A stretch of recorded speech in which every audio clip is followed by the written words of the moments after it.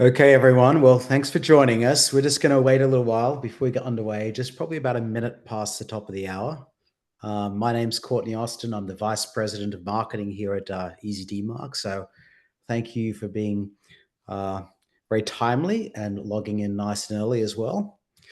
So just give us a couple more minutes before we get underway.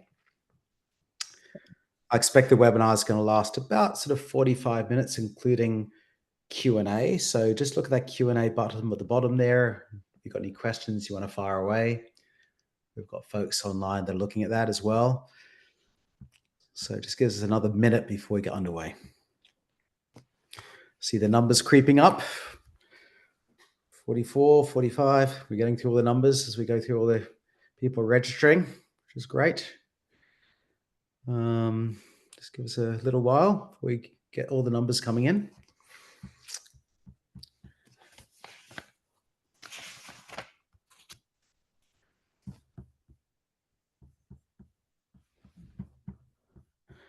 Okay, we're almost ready. Peter, how are you doing? You all set, ready to go? I am so excited. Very good. Ready to go. It's going to be a dynamic session. Okay. Yeah, love sharing this stuff with people. Sean, absolutely. We're looking forward to it. You know, here we are in the virtual world, but we all know there's a lot of events we've got going on as well out there in the field. So, you know, folks, feel free to come into both your Authentic Web website and, of course, the EasyDMARC one as well if you want to see us in the field. There's some of those different events we've got coming up. But just give us another minute before we get underway. Maybe about 10 to 15 seconds, we'll kick things off. Yeah, are you going down the to the RSA conference, Courtney? I am actually, yeah. Thanks. We are actually there. RSA conference in San Francisco. That's at the end of April, of course, as well. So we're looking forward to that. We've got a good presence there in the North Hole. So good chance to listen to folks as well. And I think you've got some field events as well, Peter, you're going to as well, haven't you? Mm-hmm. Yeah, we're doing, there's a great event we do, Innovate Cybersecurity. They have an event in Nashville, and then they have another one down in Scottsdale. We did it twice last year and really liked it. It was super valuable, met some great people. It's always good to meet people face to face. We kind of get sick of Zoom, but it's pretty economical and efficient as well. Yeah, no, I think it's so important to listen to folks in the field. So I think we're going to kick off. I think actually here we are 2 minutes past the hour. So let's get the show on the road. So thank you so much for everyone for joining us. I'm really, really honored and excited to be hosting this webinar, you know, with EasyDMARC and Authentic Web, you know, as we come together to really look at, you know, how to mature from a reactive to proactive DNS and email security posture. So very, very important. You know, if you look at what's happening here in the world, you know, you've got to basically make sure that you've got all of your different tools lined up in advance and prepare yourself before an attack can happen. And this is all about being very proactive versus reactive. And so what's that line that we use in sports a lot of the time? You know, the best sort of defense is a really good offense. And so I think the way we're going to run this webinar is to share some content in terms of how we're looking at the world from Authentic Web and, of course, from EasyDMARC and what we're hearing in terms of the market. But we want this to be very much a good dialogue as well. So that's a chance to obviously for you to ask any questions in the Q&A function as well. So feel free to do that, okay? The second thing is, if you look at the agenda here, reactive versus proactive, I've mentioned that, DNS and email security compliance. Compliance is obviously very important, but of course, as we all know, compliance and regulations are there, but you know, how you can get ahead of that is even better in terms of making sure you're on the front foot. Let's look at some of the DNS vulnerabilities and hidden risks, which we're going to cover. Email security vulnerabilities, obviously very important in terms of the hidden risks there. So we're going to be covering that from EasyDMARC's side. Tips to detect security gaps and solving them before an attack happens. Okay, so very excited in terms of what we can share there in the field. And as I move on to the next slide, you know, I just want to really go around the table and a chance for folks to really introduce themselves. So, you know, these sort of webinar formats work very well when they're interactive. If you don't mind, folks, I'm just going to kick off and say, listen, I've been lucky enough to be in this fantastic industry for 15, 20 years in cyber, and then another 10 years in networking software before that. So for me, the most important thing is to make sure as a marketing head that we're really good listeners. And that's why these types of formats of these webinars work well. And to make sure that, you're very authentic, very much as it says here in the Authentic Web company name as well. So you'll see a lot of that from myself and my team as well as we reach out to you across different vehicles. But enough about me. Let's go on to the different presenters who are going to be the stars of the show. Hofseb, a few words from yourself, if you don't mind introducing yourself as well. That'd be great. Sure. Okay, so I've been working with EasyDMARC for over 4 years now, around five-ish. And I mainly help out enterprises with their email infrastructure setup in terms of like security, outbound mailing, and I just help them deploy DMARC. Mm-hmm. Let me pass this to Authentic Web. Peter, do you want to do a intro? Yeah, thanks, Offset. Listen, first of all, we're really pleased to work with the guys over at EasyDMARC. You guys have great tech. We help each other and we help our clients to help make sure that they're secure. My story here is that I founded Authentic Web in 2013. I was the former president of a registrar. We were also part of an F1000. So we owned about 1,000 domains. We just couldn't get a handle on it. We didn't know what was in the zones. We didn't have control. We couldn't see life cycle change. So I recognized at that time that there's a capabilities gap. So we built technology to be able to support, large enterprises, medium, to be able to, better secure, better manage, and frankly, just make it easier for their people. So, Sean, and I've got to knock at the door. I'll be right back. Yeah, there we go. That's always a way. Over to you. Yeah. Yeah, I've been with Authentic Web for the last 2 years. It's a really exciting time when it comes to DNS security and corporate domain name management and a lot of the stuff that's happening out there in the wild. Prior to that, I pretty much put in 25 years of dealing with business class email, DNS, web hosting at scale, and was part of a company that provided all those services for the biggest telcos in the world. So, used to moving and dealing with literally millions of DNS entries and websites and email addresses and all different forms and capacities. Mm-hmm. That's me. Yeah, listen, thanks, Sean. And I know in the practice runs that we've done as well, it's been great getting this lens as sort of like, all of us come from a different geolocation, different parts of the world in terms of like Asia and across Europe and across North America as well. And I think that's one thing we've noticed about the different maturities of each market and making sure that we can, best serve them as well. So you're going to hear a lot about that as we go through the deck. So thank you for the introduction there. And yeah, as I said before, listen, reactive versus proactive cybersecurity. Cybersecurity shouldn't, be a response to incidents. It should be a proactive strategy. I mentioned that earlier on. And I think it's all about being on the front foot as opposed to the back foot. And it's all about, making sure that, you're well protected as opposed to looking for a cure. And I think you can see some of the headlines around the globe. And we spoke earlier on about RSA conference and about some of these other conferences that we all go to as well. It's all about being a good listener and making sure that you understand the challenges that can exist across each of your industries, be it in financial services or retail or government, and making sure that you're aware of what's happening out in the market. And I've always been of the belief that there's more good guys out than the bad guys. Okay. And I think as we collaborate together, we need to listen and learn. Here are some headlines you can see here from different publications. And I'm just going to spin this out right from the word go. Okay. So Peter, I think, what's your view in terms of proactive? What do you see out there in terms of the customers you're hearing to as well? And maybe give me a bit of a lens from Authentic, and then I'll pass it around the table. Yeah, so I think that the important thing is to understand what the problem is here. So the problem is that people have their domains, their DNS set up at multiple different providers all over the place. And to establish change controls over that is really difficult. If you've got different vendors that you're doing different things with, you just can't see what's set up on the DNS. And then to go out and try to clean that up manually takes an extraordinary amount of work effort. So it just doesn't get done. So it's just really difficult for teams to see what the vulnerabilities are, managing them across different silos within their organization and different silos with different service providers. It's just really difficult to do. So we're going to try to help, try to answer how you can, get to that proactive state to solve that problem specifically. Yeah, I think it's a good point about, and so Sean, anything to add to that as well? After Peter's coverage there. Yeah, just a higher level comment, because we're talking about these email elements today, and we're talking about DNS. I always just like to frame up that these are the entry points to attack vectors. You know, oftentimes people are when they have a breach, at the end of the day, they're looking to patch a server or close a security hole in a firewall. But people don't usually back up and realize that the email stuff we're going to be talking about today is when it's not done properly is where phishing attacks start. You know what I mean? Which gives people the ability to social engineer and climb up the chain. So that's an entry point on that front.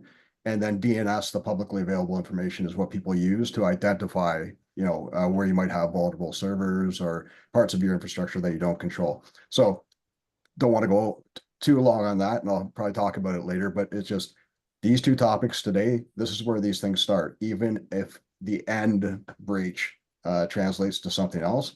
And so many people forget to go back to the perimeter.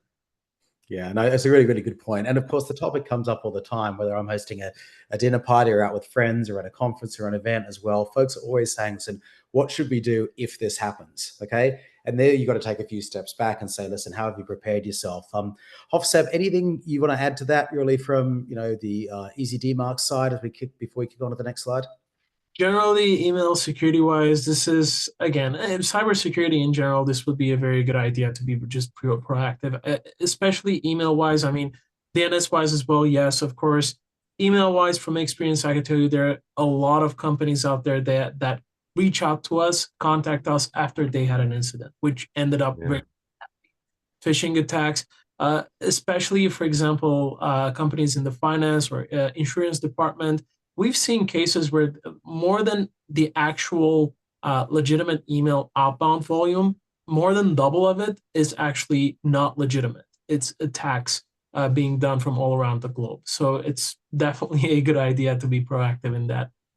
Yeah, 100%. And I promised myself I wasn't going to be too marketing wise when I ran this, but there's a ton of reports out there for both our companies as well. If you want to dive into more information, and of course, the data is always fascinating, and we'll touch on that towards the end. But thanks, guys. So listen, as we kick things off, I'm going to pass the ball back again to Peter, okay, on the DNS security and compliance side. Compliance is a big deal, isn't it, really? So Peter, over to you. Yeah. So, all these security frameworks, that they all have one thing in common, that they require that you have full control, auditability, and security monitoring over critical infrastructure. DNS is critical infrastructure. And as Sean mentioned, DNS runs everything. So everything you're doing digitally depends on that DNS.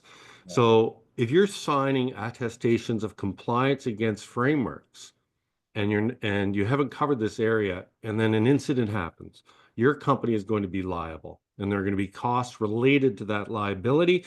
And of course, then your brand's going to be damaged. So, the purpose of frameworks, as we've talked about it, regardless of whether it's domains, DNS, or email, is to establish proactive security posture so you're not compromised. So if you're sitting there and you're think about your own situation, where your domains, where your DNS is managed today. Do you have change controls over it? Can you see the vulnerabilities? And if you can't, and if you don't have monitoring to see those, you're really not compliant. So you need to prioritize that. Sean, what's your view? You're a CTO at a $2 billion company or where. What's your view of compliance? Yeah, I mean, this all resonates, especially when you're in a large multi-billion-dollar public company. This stuff is always top of mind, and being one of those people who had to quarterly sign off on SOC 2 compliance and things like that, it's always kind of a front and center, and then it is a nerve-wracking thing when you realize, hey, there's these elements that maybe haven't got enough attention, but you're definitely obligated to get onto them. But it's not just the obligation or meeting, audits for these things. These frameworks are in place for a reason. It's to call out things that you should be doing if you're a company of a certain amount of size to mitigate, cyber attacks. So you know, just the spirit of all of these things are things we should all take to heart, because the consequences of a breach, you know, it can be something that puts your company back a year. It could be something that causes devastating, irreparable damage. So, you know, paying attention to these frameworks, living them, and whether you're accredited or not, I think are fundamental. Yeah, no, absolutely. It ripples and permeates across the whole business, doesn't it, really? And it's surprising, you know, with some of those fines that come in based on revenue as well, how important the CFO finds, okay, the technology and cybersecurity department as well, because, you know, now we're seeing, you know, that very much being a driver across the business. And so, you know, you've really got to put security at the forefront of your business. And so I'm just going to move to the next slide, actually, and then jump in for EasyDMARC. So, you know, as you look at this, Hofseb, you know, there's been a lot of change that we've seen across email and, of course, DMARC, etc. You want to cover a few of the items on this slide, please? Yeah, sure. So, more than a year ago at this point, Yahoo and Google came up with the announcement that they're going to require bulk senders to have SPF, DKIM authentication, alignment, kind of like what DMARC wants, plus a DMARC implementation. No enforcement, so they're not requiring you to enforce anything at this point, but they did mention DMARC implementation in there. So that pushed everyone, big companies in general, to get this done, which is a good thing to do. But since there was no enforcement push out there, they missed out the reporting elements and stuff like that, which is very, very important. So what they ended up doing is just configure a couple of things, but leave out the security aspect of it, which is very iffy. And then there's also the PCI DSS compliancy, which now recommends those setups as well. The exact same thing that Yahoo and Google, well, now we call them Yahoo Google announcements. So they came up with. So again, authentication, basic implementation of DMARC. And there's also out there the more of a regulatory stuff. It's just some governments out there, they're requiring DMARC enforcement for some companies out there, especially again in the finance department, because those are very prone to attacks. So a lot of compliancy regulations and stuff like that, they're pushing this, making it go more mainstream with DMARC. But I think in general, it's just a very good idea to have everything set up perfectly, authenticate, and then also enforce while you're at it. If you do things the right way first time around, there should not be any problems if you go ahead and start the enforcement as well. So security-wise, deliverability-wise, it's just improvements and positive stuff on your domain. Mm-hmm. Very good. So as we look at that, I'm going to throw this back to Peter and to Sean again. So DNS vulnerabilities and all those hidden risks as well. So why don't you walk us through this slide, like in terms of what you see? Yeah, so I think that, you know, you look at this stat and it's astounding, you know, the amount of attacks that people are getting hit by on the DNS. And there's two types. There's inbound and then there's the external that you need to manage. So we're really talking about the external DNS, but the external DNS is really vulnerable to compromise. And, you know, we've talked about already, you know, your business leaders really need to understand the risk and the cost here. So, you know, this persists because it's just really difficult for infrastructure and InfoSec teams that don't have visibility and control systems over this area. And, you know, the DNS is public. It's wide open. Anybody can go, and these bad actors can see these vulnerabilities the same way that we can. So they're out there, they're sitting on these compromises. And as we speak, you know, they're using these DNS vulnerabilities, whether it's a dangling CNAME or from IP and secure redirects, you know, compromise your business, you know, hurt your customers, your partners, your audience. And as we've seen in the market, and I'm sure all that are here today, and why you're here today, because you're seeing more and more issues related to DNS vulnerabilities and attacks that are happening. So, you know, my message is, you know, you need to get proactive here. You need to modernize, get control, and then have, you know, make sure that you keep that control, because it's a wide open vulnerability that really hasn't been addressed well. Sean, maybe you'd talk about some of the specifics here. Yeah, sure. And just for people who might not be familiar with some of these terms, these are kind of top DNS vulnerabilities that create attack vectors. Um, Dangling CNAMEs and orphan IPs kind of fall in the same bucket. In one case, you're looking at IP addresses that you're redirecting traffic to that you no longer control. Maybe you had a system set up at one point, maybe you had something spun up on Amazon or Azure, and you never cleaned up your DNS. So you are pointing, intellectual property of your company to something that you don't have control, and the bad guys know how to cycle through IP addresses and sometimes pick up the targets of those CNAME redirections to certain hosts. And in those cases, they basically now own the traffic and can impersonate you. You can go really deep on all the different attack vectors that start from there, but that's basically you're pointing to web resources that you no longer control, and this happens with DNS.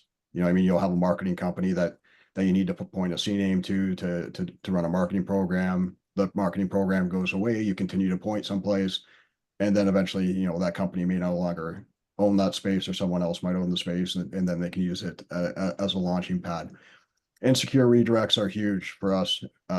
We companies are inundated with these. Over the years, people point a web resource to another web resource, and then they point from that web resource to another resource, etc.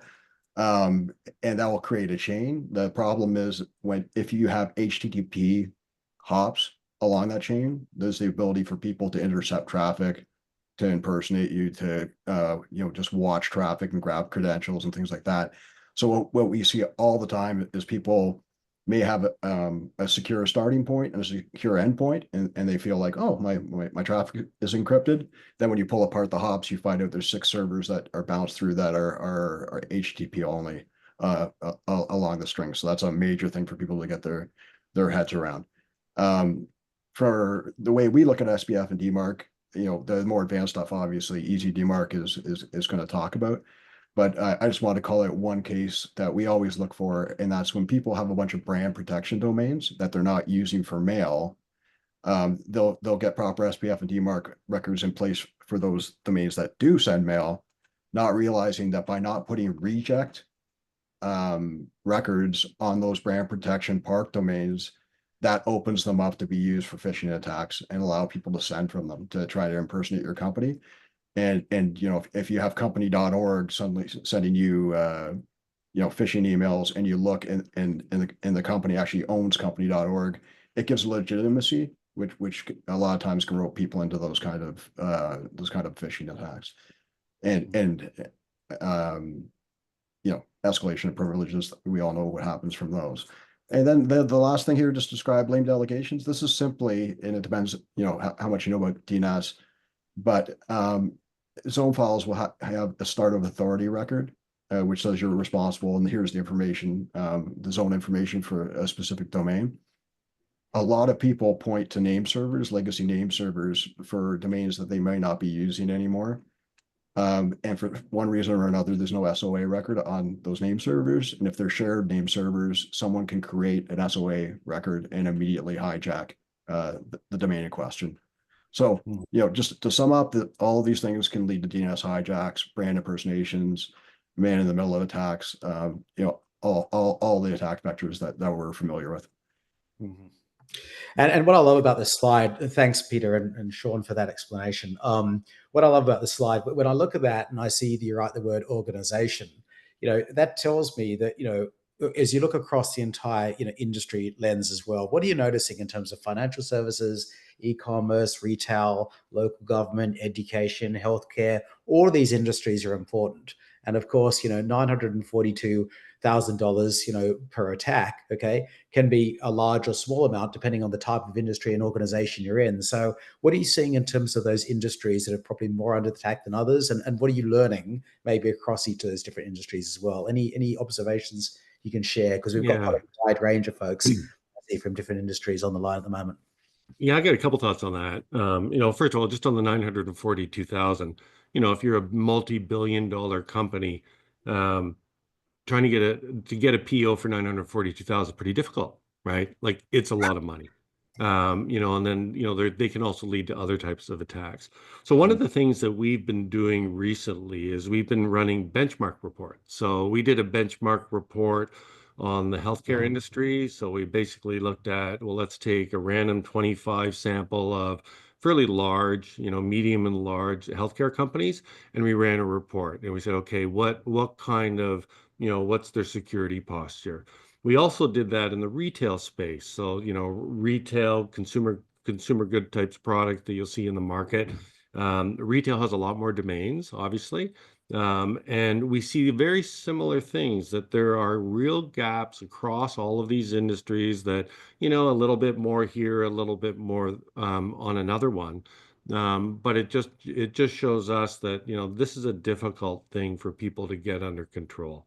And, I think in any industry, we've done work with banks, and we see that they have the same problem. So it's been one of these issues where, over the years, you have a domain name, you have, dozens or hundreds or even thousands of other domains, some brand protection domains, and people set stuff up on them and they don't turn it off. There was an old expression in the early 2000s, set it and forget it.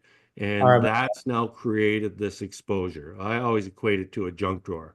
When you move into a new house, in your kitchen, your junk drawer is empty, but by the time you move out 30 years later, it's an absolute bloody mess. We've all been there. Yeah. That's sort of the state of zone files. Yeah. Thank you, Peter.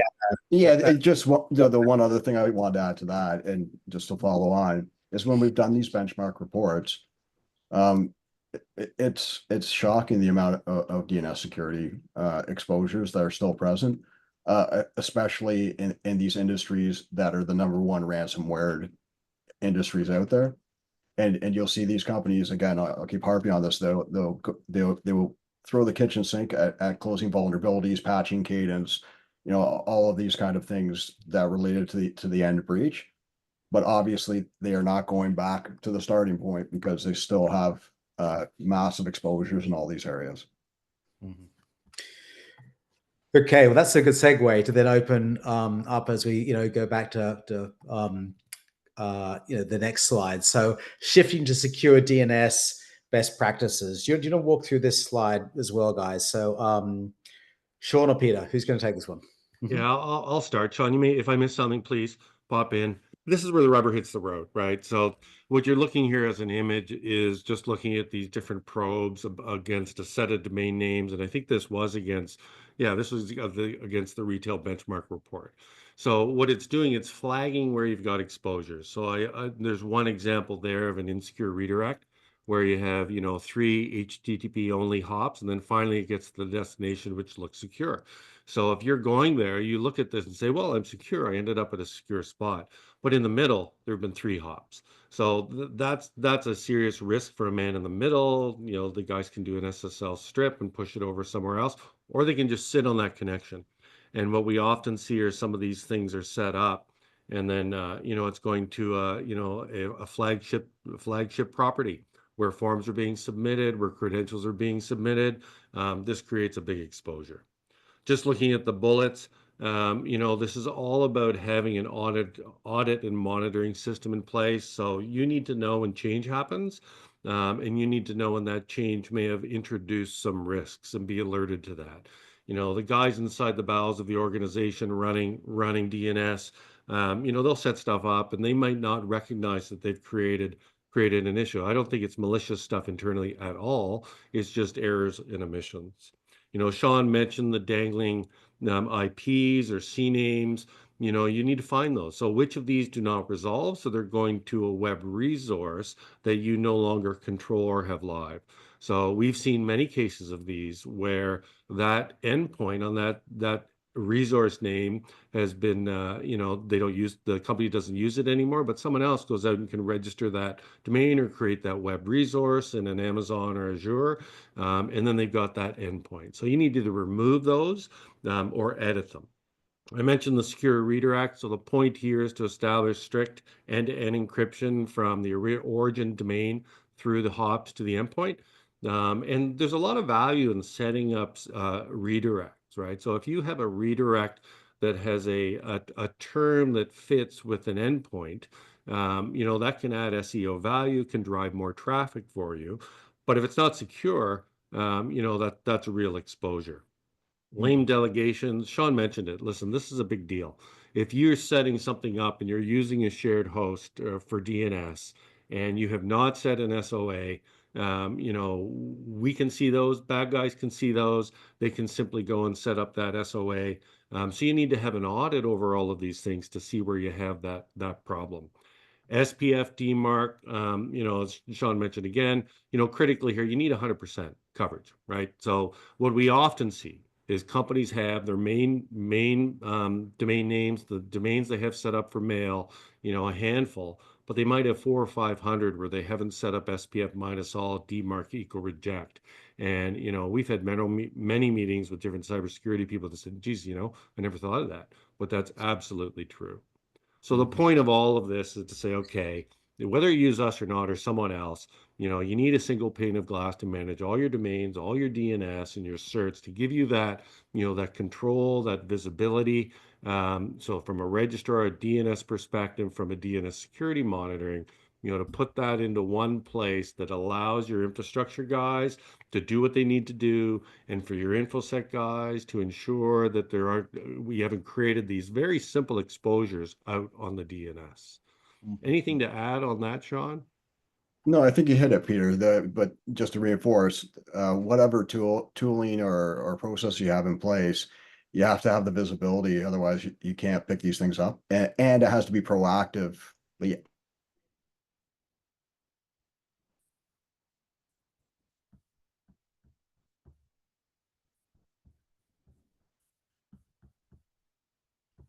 People run 100 scripts and 1,000 reports, and then go through a cleanup at a massive effort, but then it's not evergreen.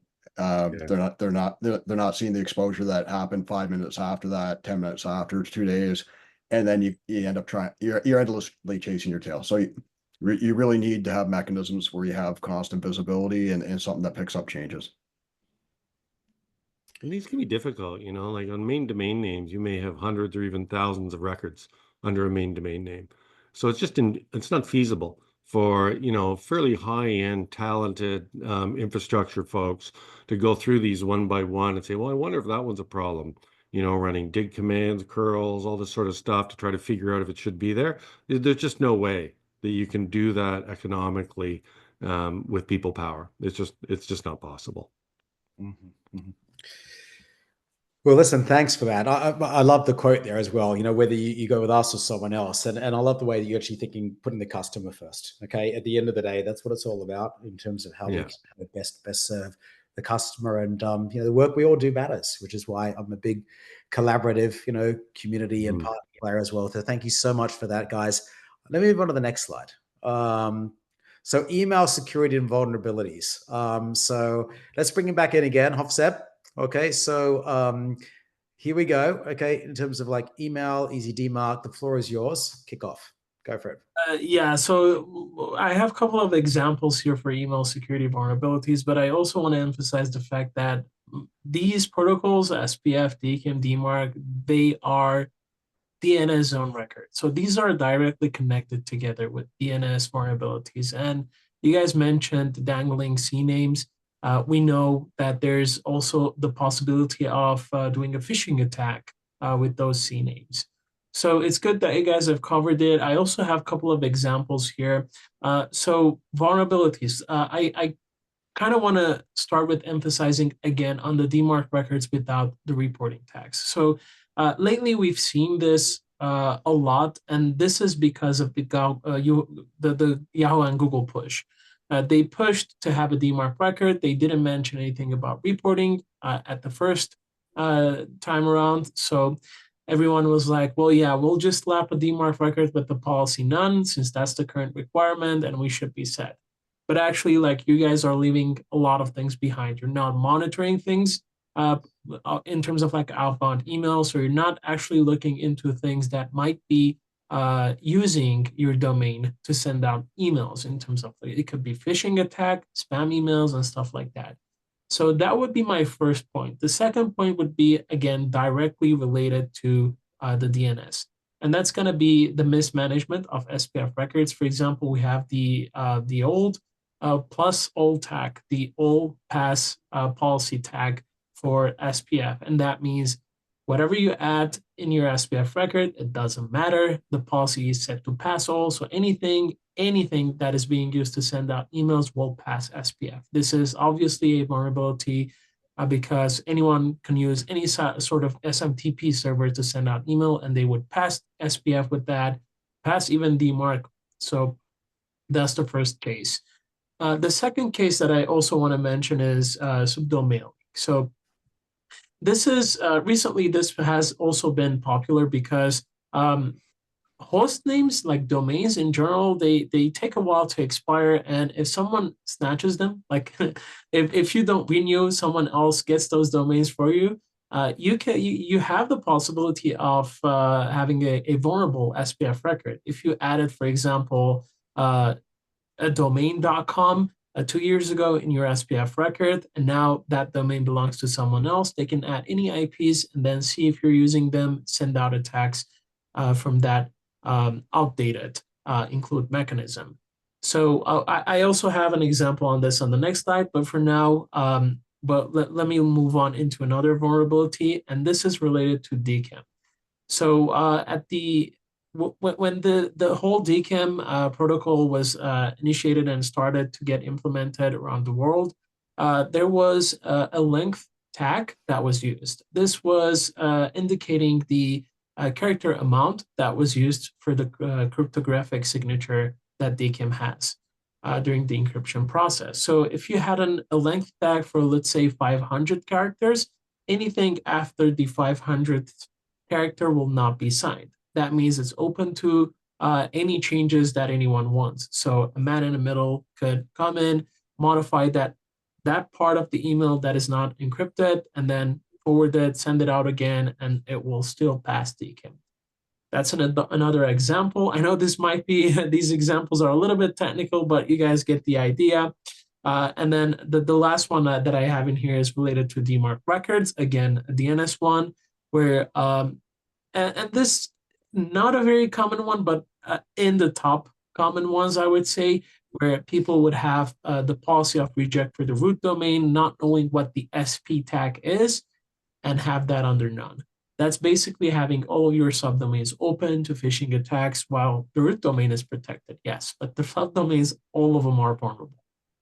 So, Courtney, if you go to the next slide, let me share some, yeah, we have the chip here. I like that one. This chip is an awesome example of having a DMARC record with the root domain set to reject, and then the subdomains leave that to none, leaving all of your subdomains open to attacks and phishing. So you guys get the idea here. And on the screenshot that I have on the left side here is related to the SPF, the first example, which is the plus all policy tag for SPF. And again, that means any IP address in the world is going to pass SPF. So that's definitely something that you don't want to have. Mm-hmm.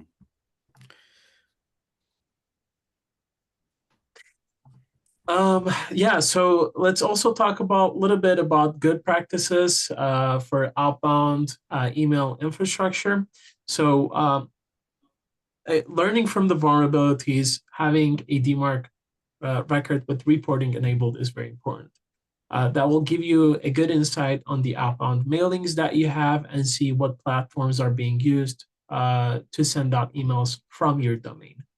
The next one would be the implementation of SPF records. Now, there's a lot of things related to this, like we discussed, syntax-wise, vulnerability-wise, and also like SPF, the protocol itself in general is very old. So it does have its own limitations, for example, the 10 DNS lookup limit. I want to emphasize a little bit on Easy SPF, which is a feature that we have that allows you to manage everything properly. Everything is automated, so there's not going to be any room for syntax errors or anything like that. The policy that I talked about with the plus all, that's not even an option in Easy SPF, so that's also covered. And I think like the main point of Easy SPF for me specifically is the fact that it's going to keep your SPF record hygiene in a very, very good shape, because it's going to tell you which include mechanisms are being used actually to send out email and which are not actually being used, or even if the volume is low. So you can take a look at that, take those off, clean it up, make the lookup count even less than what you want it to be. So it's definitely a very good point in terms of like optimizing the SPF records. DKIM wise, DKIM protocol generally, definitely make sure that you're not using the length tag anymore. It's rare nowadays, but you can check it by looking at the email headers that you're sending. And also make sure to rotate the keys. Again, go ahead into the log into the DNS and rotate those DKIM keys from the sources, change them up so attackers don't have enough time to crack them. And then lastly, I would say to avoid using explicit DMARC policies for subdomains, or even having explicit DMARC records on a subdomain level. It's useless.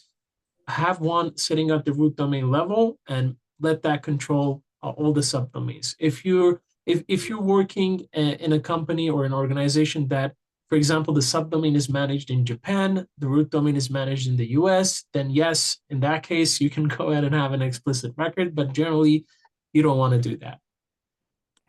And that will be it. Like, be proactive. Don't wait around for an incident to happen to take action. Take a look at the DNS, emails, everything. Make sure that you don't have any open vulnerabilities. I think we've covered a lot of things here. If you don't have any of these vulnerabilities at the moment, I think you should be in a good posture, let's say. Mm-hmm. Yeah, thanks. Thank you for that, Hofseb. And I think just as we're going through it, please make sure that you fill in the Q&A. I see we've got some questions coming in, which is great. We'll get to those towards the end. I'm going to move on. Just Peter and Sean, let me just you jump in on that as well. As you reflect on what Hofseb just said, what are some of the parallels you're seeing across your business as well? Is there anything you want to try and touch on in terms of what Hofseb just said? Yeah, I guess, your point on set it and forget it is material. People set these things up and they just forget they're live. And there's also so often sort of a misunderstanding of, what should be set and what's not set. So, again, there's an attention to it. The hard part is doing it manually. So, I see your graph over here showing all the traffic that's flowing through. Similarly on the DNS, you need to see what's set up and what's available. Yeah, and the tooling, right? As was just mentioned, with a easy SPF tool or tools that do similar things, your average person or your technical person who kind of deals with this stuff casually, yeah, they can kind of figure it out. But what was just pointed out is deprecated functions, syntax omissions, or things that should not be an option or touched anymore. So if somebody gets the wrong Wikipedia article that was published at the wrong stage or something, you're going to fall into some of these outdated conventions. So having some kind of a tool that is a safety net and keeps you on track, I'm sure is extremely useful. It's really a good point. We see lots of just simple syntax errors, a space or not a space where it needs to be. So, you need to make and also just to check to make sure that what you've entered is RFC compliant. Otherwise, it's not going to get picked up and it will be useless. Even though you think you've got a solid SPF or DMARC record, it's not doing anything for you. Mm-hmm. Well, okay, let me move on to the next slide then. Thank you. Thank you, Peter and Sean. So final thoughts. So, as we reflect, and please keep those questions coming in, right? We're going to get to you. That's an important part of the whole webinar program here, to hear your feedback and thoughts as well. But so final thoughts. So, from reactive to proactive. I love this step one. Make a decision to prioritize a proactive security posture. And I think the key thing here is prioritize. I think what we're all talking about today is about getting buy-in as well from across the organization. We've heard that. In many instances, the CISO, the CIO, a lot of the executive level decision makers, all the way down through the organization, the analysts, etc. They're under the spotlight. And I always joke that there was a CIO who used to know who was looking after a large boutique fashion chain. And he said, listen, Courtney, my job doesn't stand for chief information officer anymore. It's so complex. I've got to please so many people. It actually stands for, career is over. And I thought, well, listen, that's a bit harsh, but actually it shows the challenge that exists to get buy-in from across the organization. And I think that's what you need to really try and prioritize. And then once you have that alignment and you've got your CFO engaged in terms of the financial consequences, you've obviously got your engineering team well versed in terms of what you need to do to get ahead of the game versus behind the game. That obviously gets you ahead of your competition and you can be successful. So getting that buy-in is important, and prioritize that. Step 2, execute. Sorry, was there a question there? Oh, okay. So then in step 2, execute a DNS and email security audit. Okay. Have a good look at what you've obviously got under your existing ecosystem and make sure you fully, understand that and how you execute. Step 3, detect the gaps and define the proactive security policy. Okay. And so that gap analysis, obviously we've heard a bit about that today as well. And then step 4, switch from this manual to modern solutions. Okay. So, how do you embrace all the new technology out there and make sure that you're integrated? And you see a lot of this across the industry at the moment around collaboration, communities working together. And I think the best vendors are those who can really be authentic. And I must say, I've said that a few times, Peter, why I love the name of your company. Exactly. When it's authentic, it sounds real. I appreciate it, Courtney. That's okay. And I'm a marketing guy. So, I think the company name really needs to depict who you are, okay, and more importantly, put your customer first. And I think that's what EasyDMARC's always tried to do. And of course, I know you've tried to do as well with your business in the time that obviously we spent together. So those 3 words, very, very strong: visibility, control, automation. And so I think that tees us up nicely because I'm conscious of time. Goodness me, we've gone through 46 minutes already. As we have a chance to really turn it back and then answer some of your questions that have come in from the field here. And so as I look through, we've actually got quite a few here that we could look at taking. Goodness me, there's a few. Let's look at here we go. The first one here, 2 questions. Okay, so 1, what are the key differences between your DNS security solution and other popular services like Cloudflare? Okay, that's the first one. Okay, and then who's going to tee off that one? Let's go for it. I'll start on that, Sean, if I miss anything here. So, I have a lot of respect for Cloudflare. They have an incredible network, the way they do it, with their caching and, distributing throughout their network. We do something quite different, right? So what we're doing, is we bring everything into a single pane of glass where you can manage your domain, your DNS, and your certs. We plug into NS1. They're world-class now, an IBM company as well. But what we're doing that's really different is we're looking at these records that you have set up in your zone files and say, is that exposing you? So we're pinpointing the specific resource records and say, hey, that's an exposure. Sean, is there anything else there that you know about the differences on Cloudflare? No, that sounds good, Peter.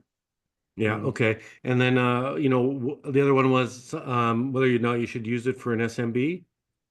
It was looking at the built-in protocols that try to deal with insecure hops and things like that in a lot of browsers.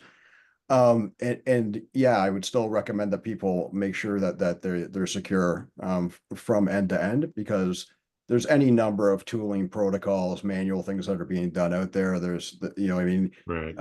Yeah, there are protections out in place, but it's better just to close the door so that these fringe techniques that people are using to resolve things or do things in an automatic mechanism may not have the same safety precautions in place.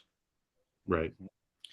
So I'm going to swing the next question back. I'm conscious of time. Thanks, gents. Okay, so Offset, this is one for you. Okay, what's the best way to handle subdomains with DMARC?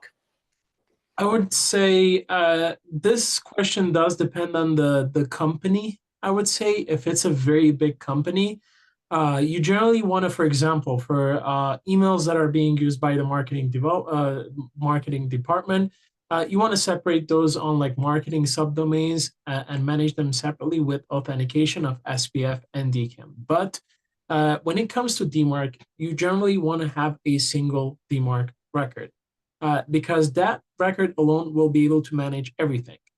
If you have, for example, the P equals, let's say, reject tag, the policy equals reject tag without having the SP tag on itself, then all root domains and subdomains, all of them will be applied under the reject policy.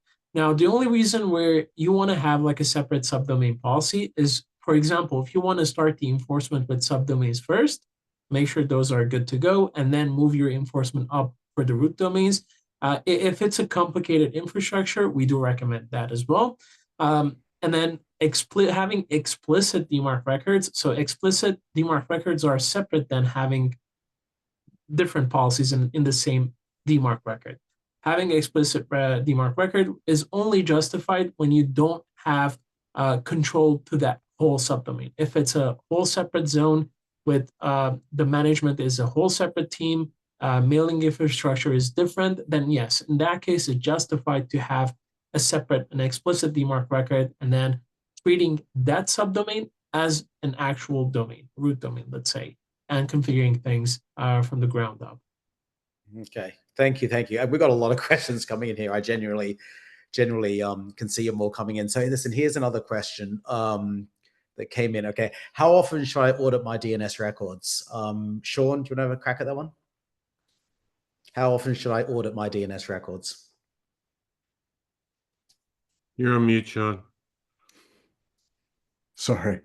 Yeah, I mean, the ideal posture is to have something that does a check every time a change is made. Once you get a handle on things, you want to know right away as soon as somebody is on exposure.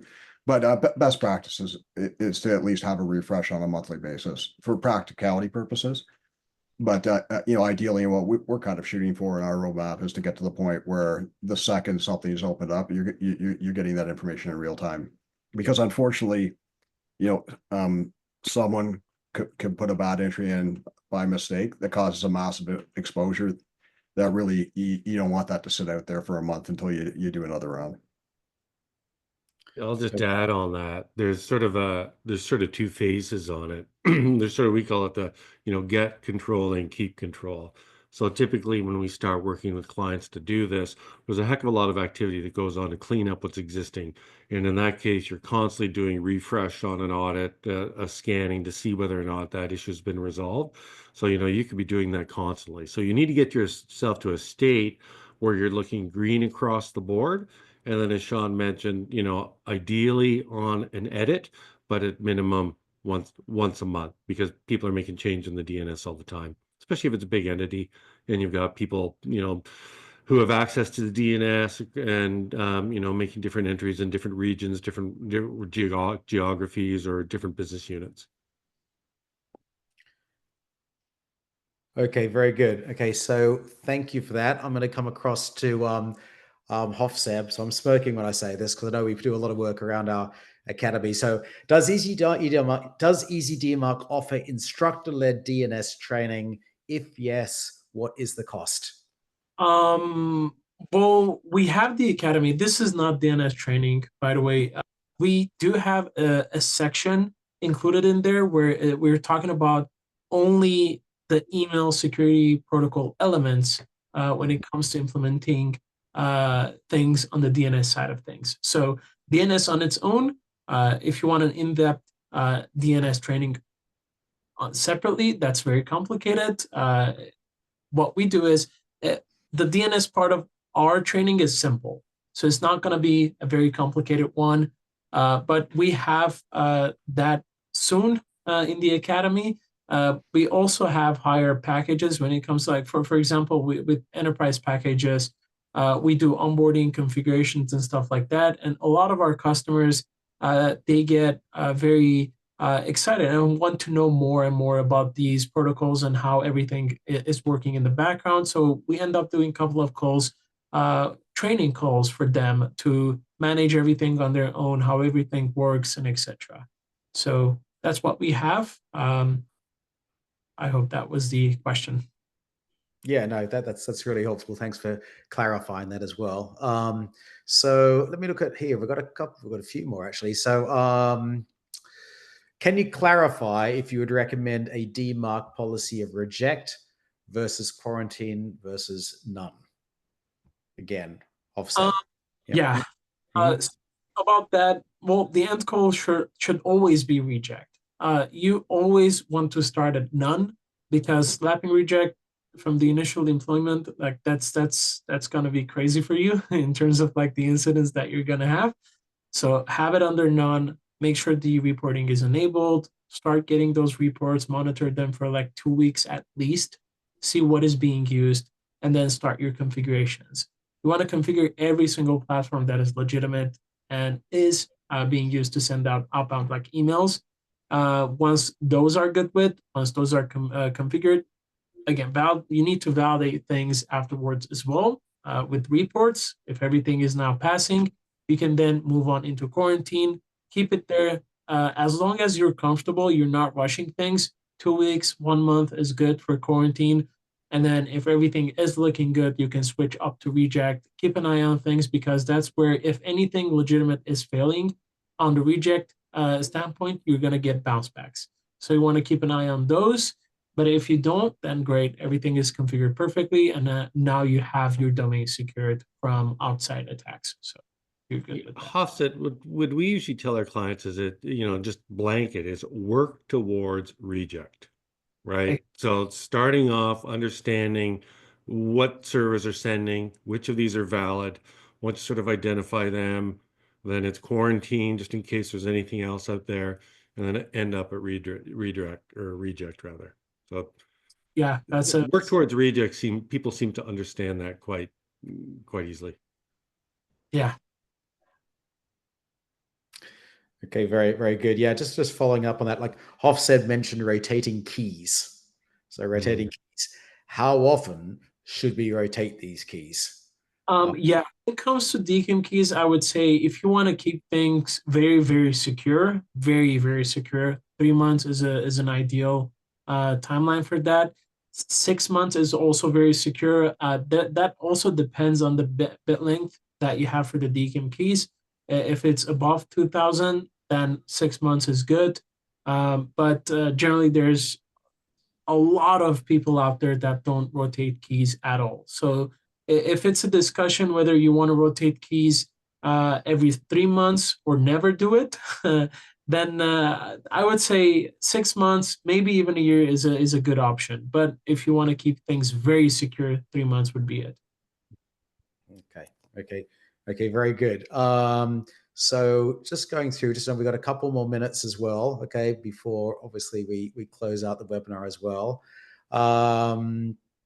Okay, this is a good one actually. Sorry again, Hofstad, back at you as well. Like, how can we get EasyDMARC to analyze our email domains and subdomains so that I can bring this to the IT director and the owner? I am just an IT admin and we are not set up well. Well, thanks for your honesty there. So how can we help there? Yeah. I mean, the best course of action for you would be to start a trial, get the DMARC record set up with reporting, get the reports in for like a week, 10 days, and then you can export them and show them to whoever is upstairs. You can show them, this is the amount of emails that are failing, this is the amount of emails that are passing, versus we're not secure at the moment. So anyone, like I can open up my laptop right now, impersonate any domain that doesn't have a DMARC record or has a DMARC record under the policy of none, send out an email from their own domain. It's so easy. It's illegal, yes, but it's very easy to do it. So if you want to secure yourself from incidents or phishing attacks like that, DMARC implementation and enforcement would be ideal. Okay, perfect. Well, listen, I think there's a number more questions here as well. We're going to follow up on all of these questions. And there's one here that's just been added as well. Are we going to send out the webinar? Absolutely, we'll be doing that, okay, towards the, obviously after this as well. So at least you've got access to obviously what we've covered. I'm just conscious of time. We've got 2 minutes left here. I just want to thank you all for joining us. I've really, really enjoyed that conversation. And I think, Peter, Sean, Hofseb, and most importantly, everyone here who is on the line has joined us for the last hour. Your time is really, really valuable. And I truly appreciate you listening. And of course, putting so many questions in, and we will get back to you on that as well. I think before we wrap up, I'm just going to do one final thought from the three presenters here. So I'm going to start off with Peter. Okay, how would you like to start? Mm-hmm. Well, listen, DNS is really a black box to many in IT. It's often scary because if you make a mistake, you can take a business down, a services down, and again, the result is that the zone files are a mess. And anyone who works in the DNS knows that. The expression is true. It's always the DNS, and that's also true at the start of cybersecurity incidents. So it's not whether or not you will be. You are being compromised by it. Bad actors will discover where you've got weaknesses. So you need that tooling to discover, investigate, resolve, and verify you've addressed these issues. So last thought, you got to be proactive, get mature, modernize. And, if anyone, one of the things we're offering people on this webinar, if you'd like an audit, contact us at this number and we'll run one. So at least you can see where you're exposed and you can take the actions internally you see fit. Very good. Thank you, Peter. And Sean, anything to add to that on behalf of Authentic? Yeah, for sure. I don't know why this kind of front door inside the house stuff is stuck in my head today. So I keep going back to the well. But what we've talked about today, when you look at the different levels of security attacks and perimeters and all that kind of stuff, we're talking about front door stuff here, right? These are starting points for people to do attacks. When you're pen testing servers and things like that, it's almost like you're putting locks on your kitchen cabinets. You're making sure someone can't get in the fridge. You hope you didn't forget to lock the cupboard, but maybe you should focus on actually keeping the front door locked first, and then worry about that second. So, very good. And Sean, okay, thank you so much as well. Really enjoyed your input there. And Hofseb, on behalf of EasyDMARC, what's your closing statement? I'll leave the closing statement for you. The only thing that I want to mention here regarding the Q&As, there's a lot of questions regarding protocols and technical background, how things work. So I just want to mention that on the Academy side of things, we have something very, very cool coming soon, very soon, in the upcoming month, hopefully. So stay tuned for that. Yeah. And listen, thank you. I know we've got some really exciting stuff coming out. So listen, absolutely. So closing statement. Thank you again for everyone for joining us. As I said, your time's valuable. This is part of a series that we're doing, EasyDMARC, and of course, Authentic Web. It's been wonderful having you part of this series as well.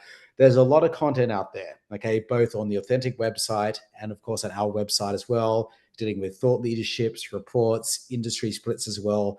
Feel free to have a look at it. Both of us are big listeners, and that's why we've obviously put this, webinar together. And, on behalf of all the presenters, big thank you for your time. And we look forward to seeing you in the field, on the road, or online as well. And, we truly appreciate all your help and support. You'll see here some call to actions at the end. If you want to get in touch, feel free to follow up. But on behalf of Peter, Hofseb, and Sean and myself, thank you very much for your time and have a good rest of the week. Thanks, everyone. Thank you. One.